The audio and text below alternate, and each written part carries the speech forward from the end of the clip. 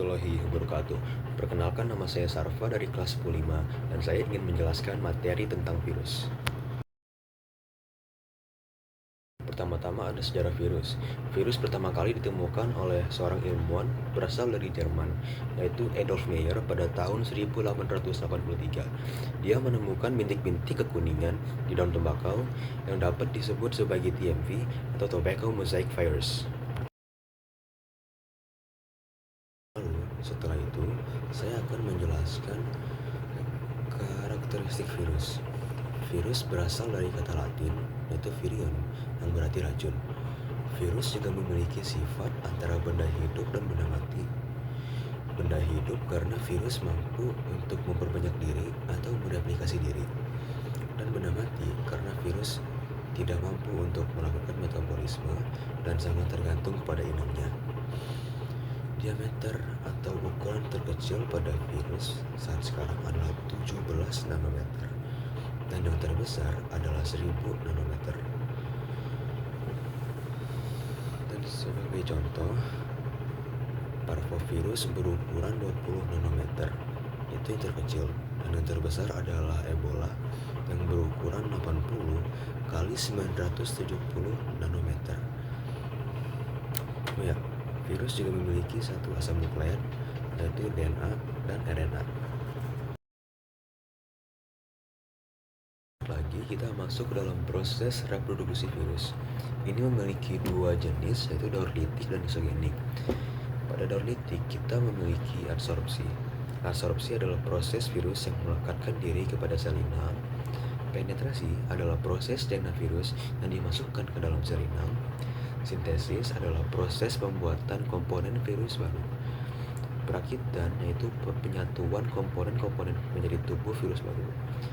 Lalu lisis yaitu proses partikel virus yang keluar dari tubuh inang dan siap untuk menjadi inang baru.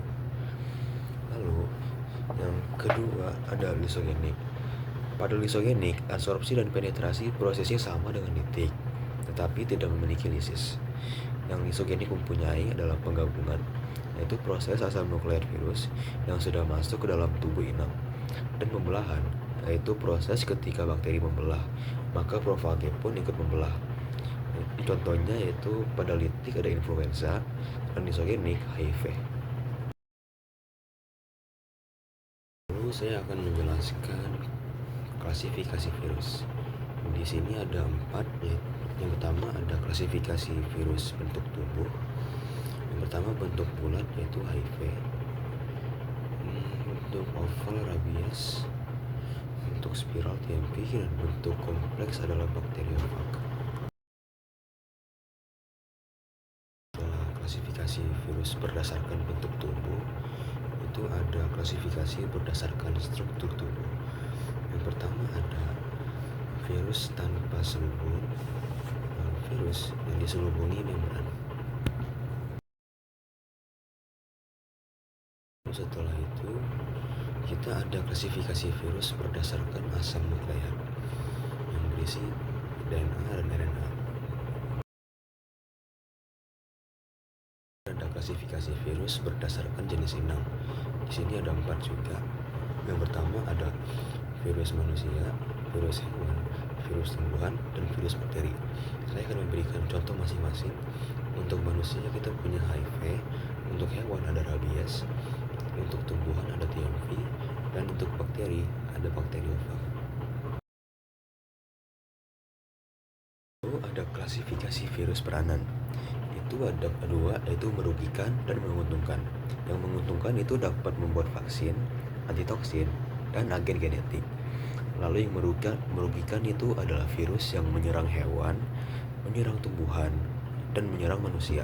Juga akan memberikan sedikit contoh dari peranan virus yang merugikan kepada tumbuhan, hewan, manusia. Kepada tumbuhan itu ada TMV, kepada hewan ada rabies, dan manusia herpes. Oke.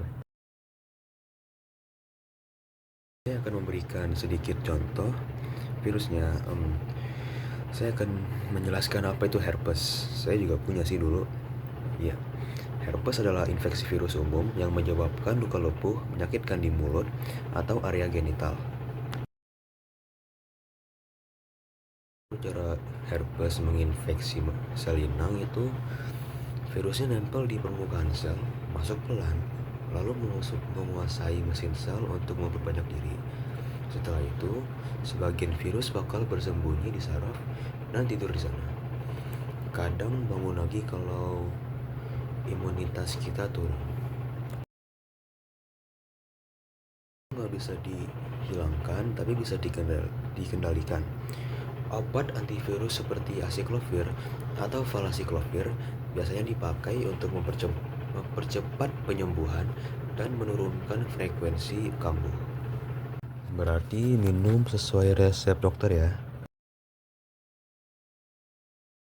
Cara mencegah herpes itu dengan cara menjaga sistem imunitas, tidur cukup, dan makan baik. Hindari kontak langsung dengan luka herpes orang lain, dan kalau herpes genital ya memakai kondom dan hindari hubungan saat sedang kambuh. Oh, dan jangan berbagi barang pribadi seperti lip balm, handuk, dan alat makan. Intinya itu saja, kurang lebih mohon maaf. Terima kasih untuk menonton.